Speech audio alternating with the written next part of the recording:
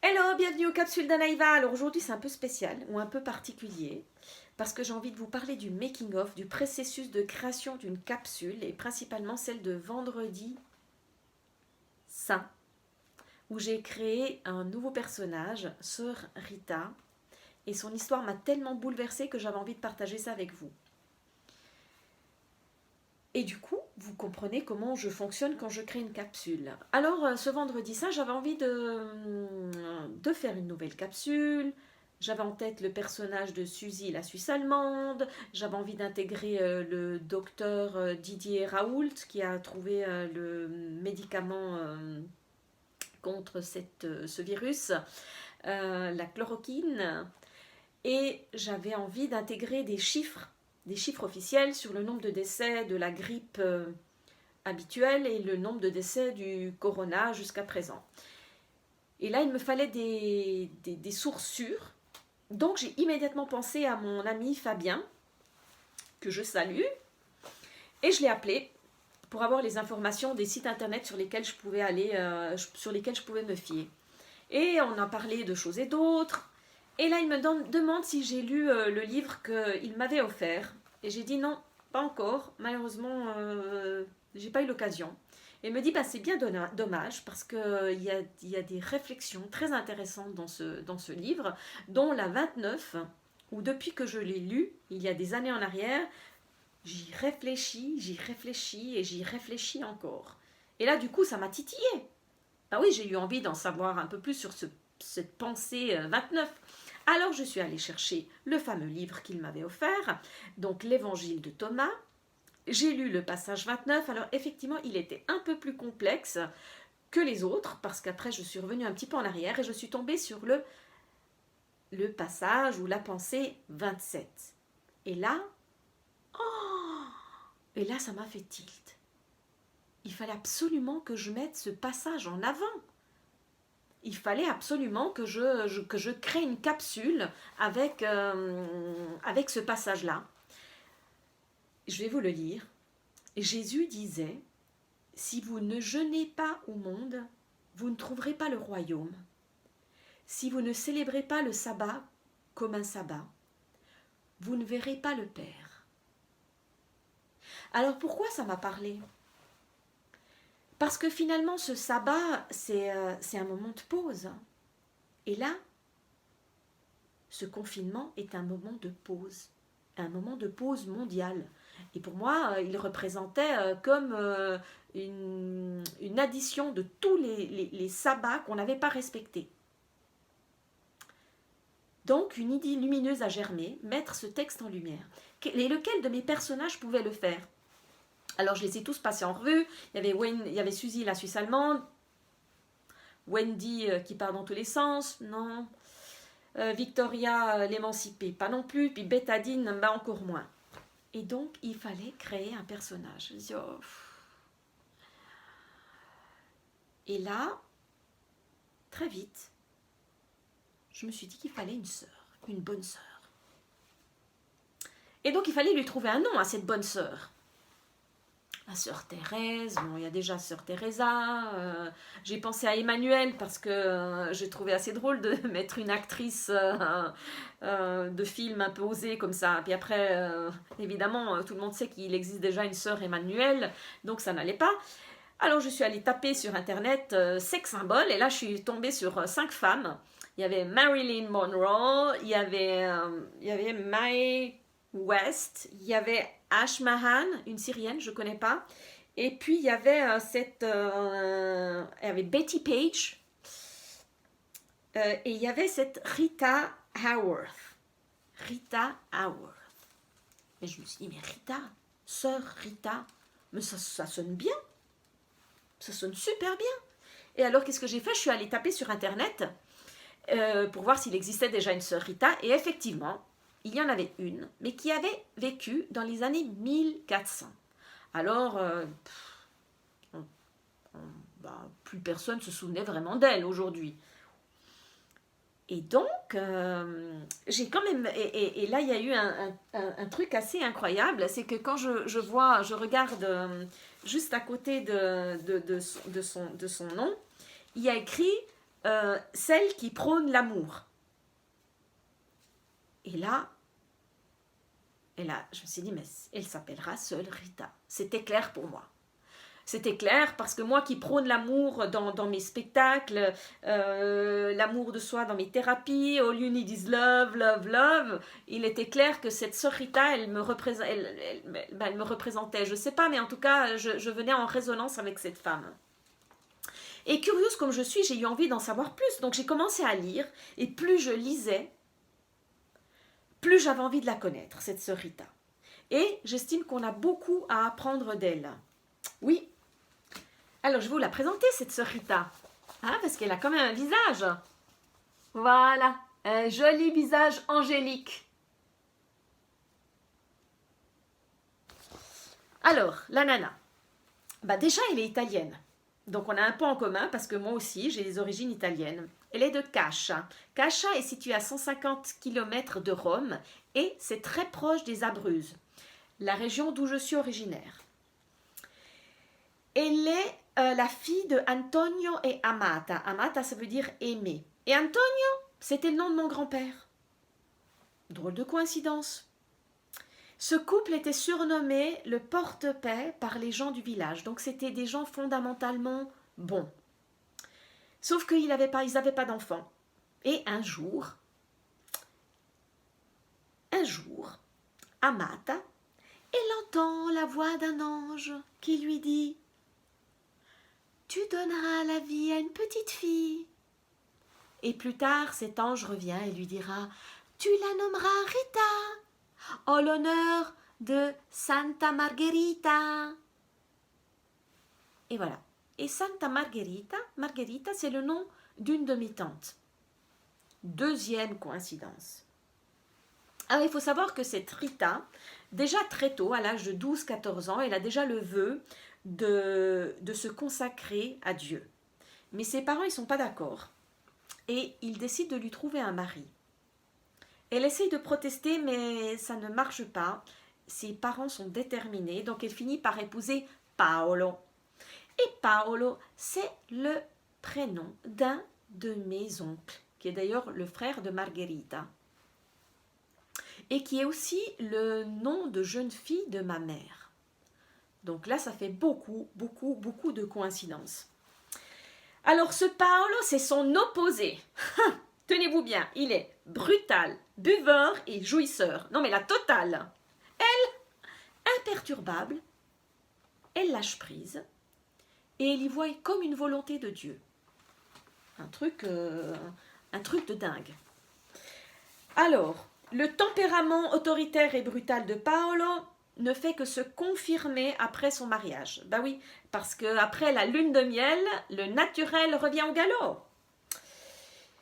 C'est ce que je dis dans mon spectacle. Après 6 mois à 3 ans, eh bien, le naturel revient au galop. Et Rita, elle souffre en silence, sans jamais se plaindre, sans jamais se départir de sa douceur et de sa patience. Tant et si bien qu'on la surnomme la femme sans rancune. Alors, plus tard, elle va donner naissance à des jumeaux. Et puis, figurez-vous que Paolo, il s'adoucit, il s'attendrit au contact de Rita, de ses enfants, et ils vécurent heureux dans le bonheur véritable pendant 18 ans. 18 ans jusqu'à ce que Paolo, il tombe dans une embuscade et il se fait tuer. Rita, elle pardonne l'assassin de ce crime, mais par contre les jumeaux, ils n'arriveront jamais à pardonner. Ils auront toujours ce mot à la bouche, vengeance, vengeance. Rita essaye de leur expliquer que celui qui ne pardonne pas ne pourra pas être lui-même pardonné, mais il n'y arrivera pas, elle n'y arrivera pas.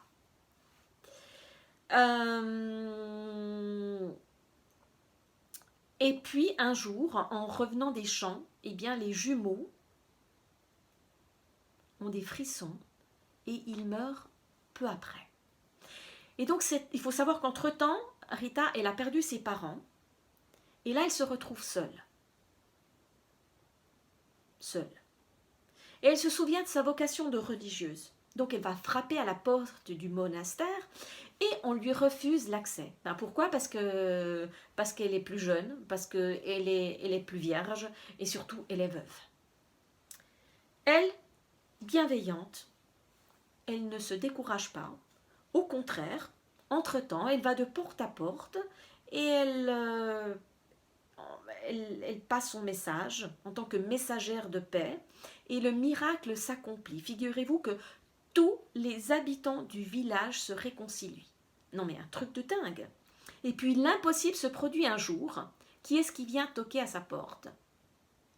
Un inconnu qui ressemble au saint Jean-Baptiste. Et puis ils rejoignent deux autres saints qui sont saint Augustin et saint Nicolas de Myre. Et comme par magie, elles se retrouvent dans la chapelle du monastère. Alors là, on lui demande des explications. Mais comment tu es arrivée là? Elle explique son histoire et bien sûr, ils sont un peu sceptiques, mais ils la gardent. Mais par contre, ils ne l'épargnent pas. Donc, les religieuses ne sont pas très très gentilles avec elle. Et d'ailleurs, même sa supérieure lui demande d'arroser tous les jours un bout de bois. Et elle, Rita, elle obéit. Sans se poser de questions, elle arrose ce bout de bois. Et un jour, ce bout de bois bourgeonne, fleurit et donne naissance à une magnifique grappe de raisin. Un truc de dingue. Ayant donné suffisamment de preuves de son obéissance, Rita est admise à faire profession en tant que religieuse. Alors il faut savoir que ce Rita, elle est quand même un peu particulière. Elle veut souffrir comme Jésus. Donc elle décide de porter un cilice. Et en 1443, elle fait un jeûne, elle fait le carême, et le vendredi saint, donc ce vendredi saint qui vient, alors que j'ai écrit ma capsule le vendredi saint, ce Rita, elle supplie le Seigneur qu'au moins une des épines de sa couronne vienne blesser son front. Et paf, soudain, une plaie au milieu de son front, une plaie puante, si repoussante qu'on l'enferme dans une cellule. Et elle y reste 7 ans. 7 ans, jusqu'en 1450, donc 7 ans. Pourquoi 1450? C'est parce que à ce moment-là, il y a des cérémonies qui vont se dérouler à Rome, et elle émet le désir de vouloir y aller. On lui dit que non, elle n'ira nulle part avec sa blessure sur le front. Et elle, imperturbable, confiante, elle affirme que sa plaie sera cicatrisée d'ici là. Et effectivement, plus une trace de sa plaie quelques jours avant les cérémonies. Donc on lui donne le droit d'aller à Rome, et elle part en voyage avec d'autres sœurs. Et en chemin, ces autres sœurs, elles se demandaient si elles auraient eu assez d'argent pour faire ce voyage et aller jusqu'au bout. Et sœur Rita, elle est scandalisée. Elle, qu'est-ce qu'elle fait? Elle prend toutes les pièces de monnaie et elle les jette dans le torrent, en affirmant « On ne manquera de rien, pas plus au retour qu'à l'aller ». Mais vous imaginez cette foi? Non mais une foi exemplaire. De retour à Cache, après les cérémonies, eh bien, qu'est-ce qui se passe? Tenez-vous bien, la plaie réapparaît. Et donc, on l'enferme à nouveau. Et là, on dit que pendant ces années d'enfermement, elle était quasiment dans un jeûne total. Et elle y est restée encore 7 ans dans cette cellule, jusqu'en 1457, le 22 mai, où elle s'éteint. Et ce jour-là, la cloche du monastère s'est mise à sonner d'elle-même. Et sa cellule, dont personne ne voulait approcher, elle était remplie de lumière et délicieusement parfumée. On peut dire que cette femme est morte en odeur de sainteté. Aujourd'hui, son corps, il se trouve dans la basilique de Cache et j'espère un jour pouvoir aller me recueillir sur sa tombe.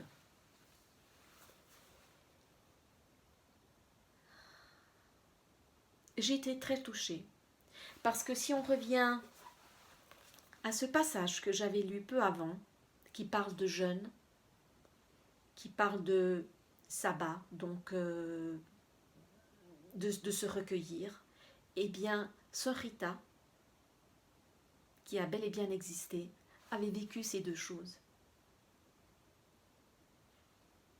Voilà comment je crée mes capsules, ou en tout cas comment j'ai créé celle-ci. La fluidité du moment, je me sens comme guidée, et j'étais vraiment profondément touchée par cette sœur Rita, son destin. Je vous laisse méditer sur son histoire, sur ce qu'elle a à nous apprendre, parce que on a beaucoup de choses à apprendre de cette femme. Et je terminerai simplement par une chose qu'elle nous dirait, c'est d'avoir cette foi inébranlable en la vie, en Dieu, pour ceux qui croient en Dieu ou leur Dieu à eux, leur source, mais la foi en la vie. Je vous remercie de m'avoir suivi dans cette capsule. Likez si vous avez aimé, partagez, continuez à nous suivre et plein d'amour et de foi.